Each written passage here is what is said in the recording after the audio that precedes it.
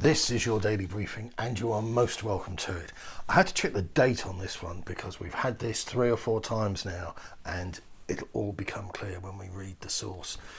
Tottenham stars unhappy with Nuno as dressing room mutiny is on the cards. Senior players in the Tottenham dressing room are unhappy with Nuno Espírito Santo's management. Football Insider has revealed the 47-year-old is under increasing pressure in North London following a dismal run of results in September. A Tottenham source told Football Insider that high-profile players are unimpressed and unhappy with Nuno's training methods and communication. We've heard all this before, and it's also comes on the back of a few mumbles and groans emanating from Molineux.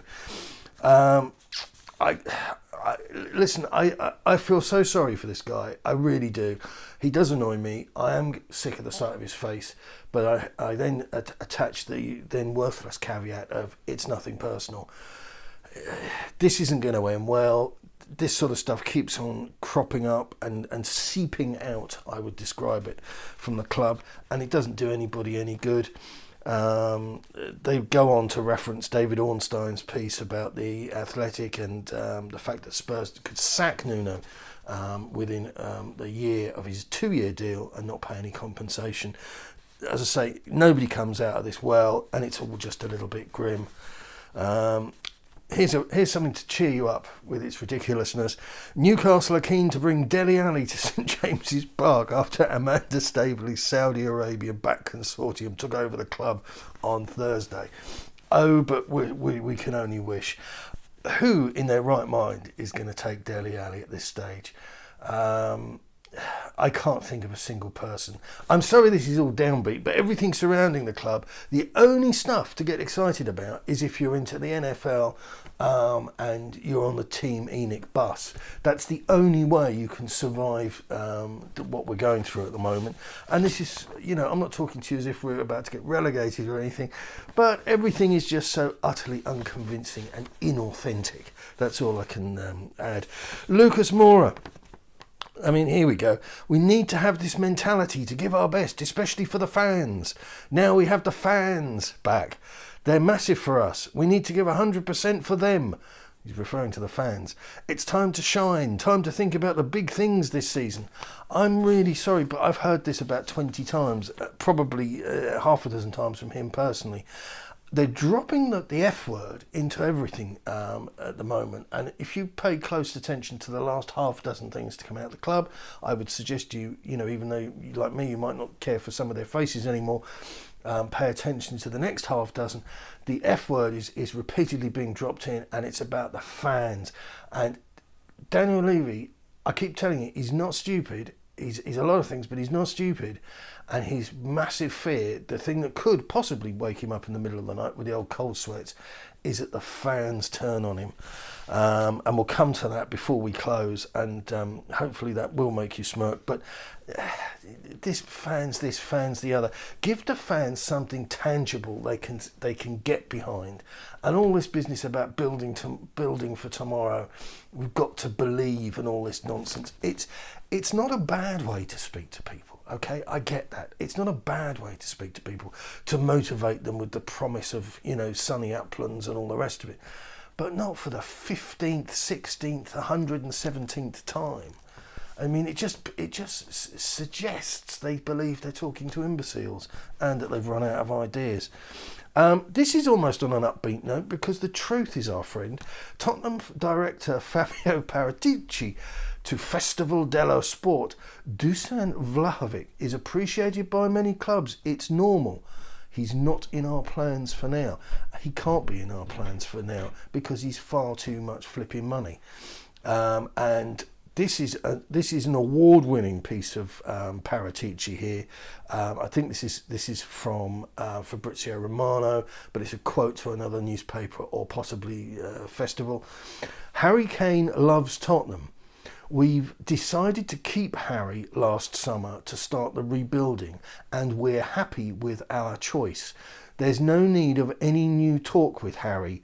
He knows how to share the sense of belonging to Spurs. And what worries me there, we live in troubling times, and you've got to be very careful when you're talking about people that aren't from the same culture, don't speak the same tongue as yourself, because you're branded horrible, nasty words. But I don't think even in Italian that would come out and make any sense. He knows how to share the sense of belonging to Spurs. It just doesn't make any sense. It would categorically go against everything he'd ever said and intimated up until that point. And yeah, here we go. This is another one from Romano. Tottenham director Fabio Paratici. Rumours about Milan Skriniar to Spurs are not accurate. We're not working to sign Marcelo Brozovic as a free agent. He's an Inter player, so it's not even a topic for us. So there you have 3 half-decent names with a line scratched through them opposed to beneath them. So I would take direct quotes over any regurgitated, aggregated twaddle that's being peddled. And to close, this account I go to every single day. It's at Felon82. I'll stick it in the description for you. It's funny how you mention how poor a player has been for Spurs. You get responses about the team not being set up right for them. Only at Spurs could we have so many superstars in the making, or being held back because they're played out of position. This guy absolutely nails it every single time. And the excuses, oh yeah, but you just got to, and this, like, it's like this business of should have patience. Yeah, sure. Well, I'm happy to give you patience if they've invented a pill that keeps you alive until you're 200. Yeah, sure, I have endless patience. Just chuck another 150 years on the clock. No worries. And information received is that the ENIC out geezers are going to be in block 451 at the United game.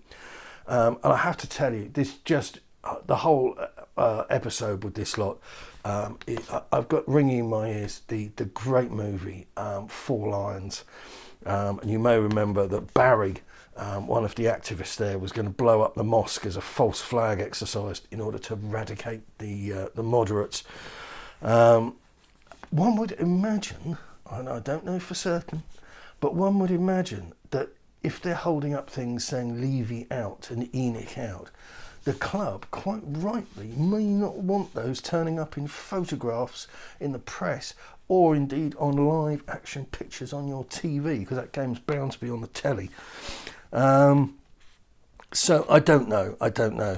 But such a great film when that guy blows himself up and says, is he a martyr or is he a jalfrezi?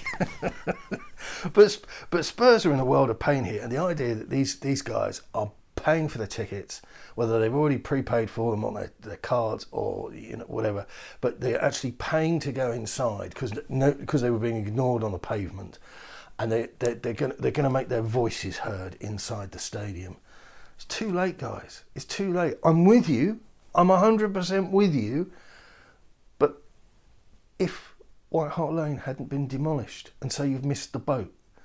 So we're all in the same kind of cause, but this isn't going to happen, and you're just going to end up being subject to a banning order or have the indignity of being turfed out. And that isn't really a story. You're not going to change history by being chucked out of a football game. I'm sorry. Right, that's your lot. International football really isn't producing very much. England play Hungary. Perhaps Harry Kane will start and we'll see something magical.